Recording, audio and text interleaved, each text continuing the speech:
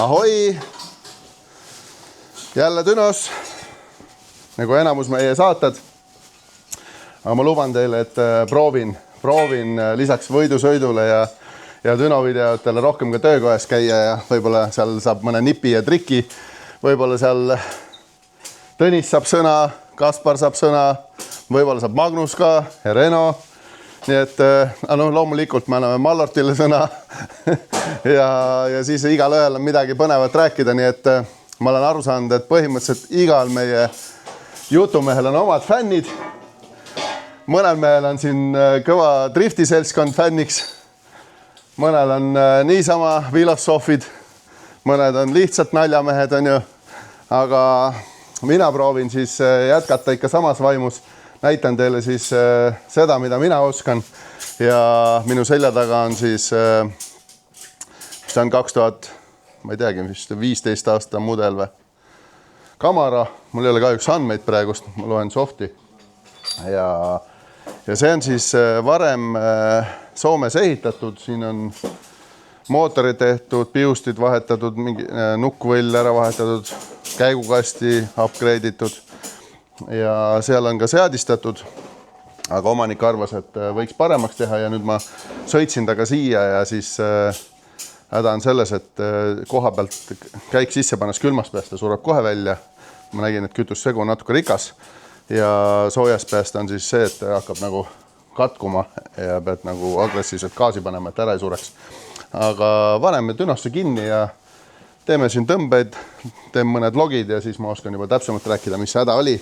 Ja kas rohtu ka sellel on, nii et hakkan pihta.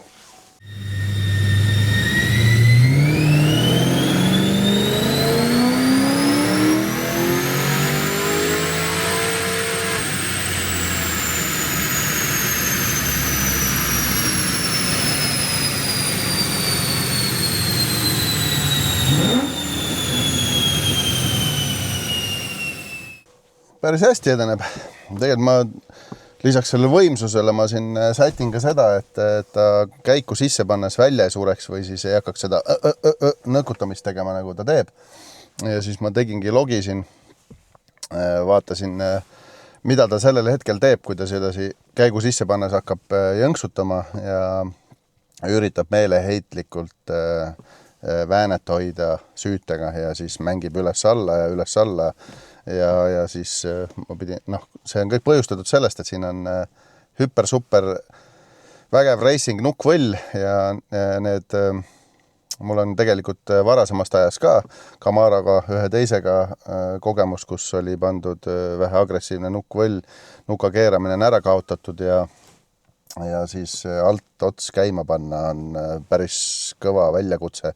Et ta käiks tühikäigul, et ta läheks käima ja kui väike koormus on, et need silindrid kõik ühtlaselt töötaks vähemalt, enam-vähem, et see ongi see probleem, et need nukkvõllid on ehitatud keskpöördel ja siis kõrgel pöördel käima ja seal on kohe näha ka, et asi töötab. Iseenesest 450 rattast oli, nüüd oleme 485 juba ja ma ei ole veel päris seda piiri veel näinud, nii et ma hakkan nüüd edasi tegelema ja siis paralleelselt ka siis selle nõkutamisega, mille ma olen peaaegu lahti saanud. Et kahjuks see aku on natukene alamõõduline siia pandud, et ta käima läheb nii kehvasti ja me ei saa seda käivitust nagu väga hästi imiteerida, et ketrab ja ma kohe näitan tegelikult, ma saan ju näidata.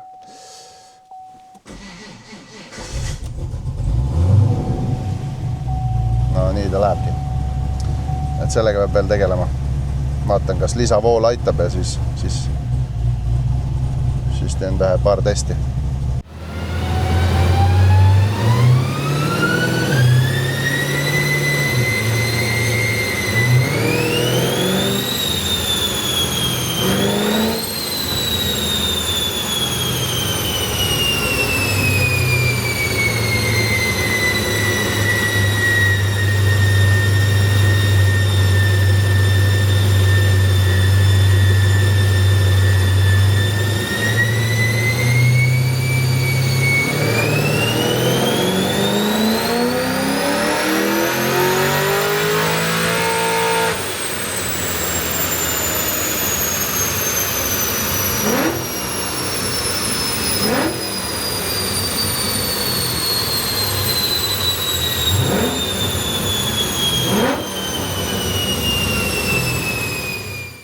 No nii, võtame kokku. Vaat niimoodi peab tegema, et teed autole 4-5 tõmmet järjest ja põhimõtteliselt vaata ühte joont, et kui ei näeks, et all on olemas mingisugused numbrid, siis vaataks, et täiesti ühte sama joont jooksevad. 505, 503, 501 ja 620 Newtonmeetrit tagarattast. Mootorist on, ma vaatasin 530 midagi ja ma arvan, et see on täiesti tipp-top tulemus. Nii palju infoks veel, et kevadel oli plaan, et teeme siis siia ka etanoliseade ja vaatame, palju juurde tuleb.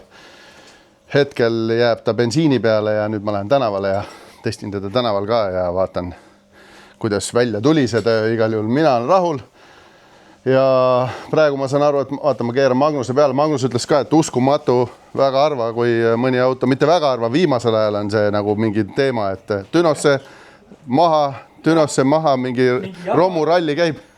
Ma ei uskunud, üks otsa, no olemas on, et sa paned Dünosse, nüüd Düno ära ja saad tänavale minna. No näed, sellega sai hakkama. Aga läheme tänavale ja vaatame, mis saab.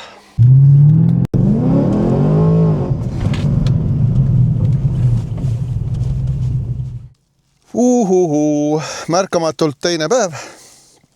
Lasin siis Camaro ära jahtuda nüüd siis laua taga. Natuke nuputasin, vahest on hea, et peale Düno väikse pausi istud arvutis ja vaatad seda softi. Ja kuna see ei ole originaal, seal ei ole käiguastiseaded originaalid, seal ei ole mootoriseaded originaalid, siis ma otsisin kogu oma andmebaasi läbi ja siis HP-tuuneri andmebaasi ja et leida nagu täpselt sama mootori käigukasti softid on ju, originaal, peaaegu nagu õnnestus, vähemalt käigukasti osas.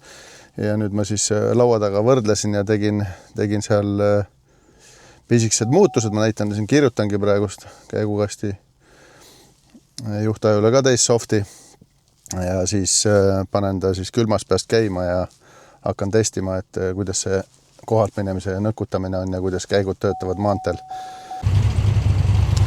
No nii, käib nagu võidusõidu auto.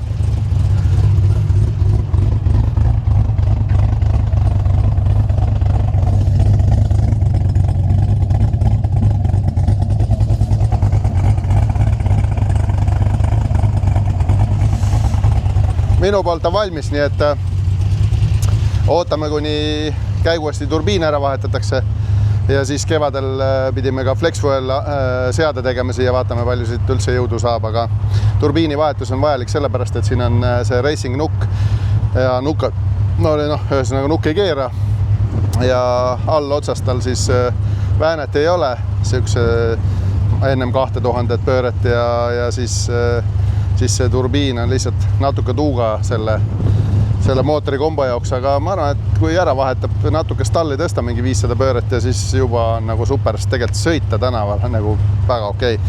Välk ja pauk ja umbes 100 hobujõudu rohkem kui teised samasugused, nii et näeme jälle, subscribe, like ja jagage ja share'ige ja näeme, tšau!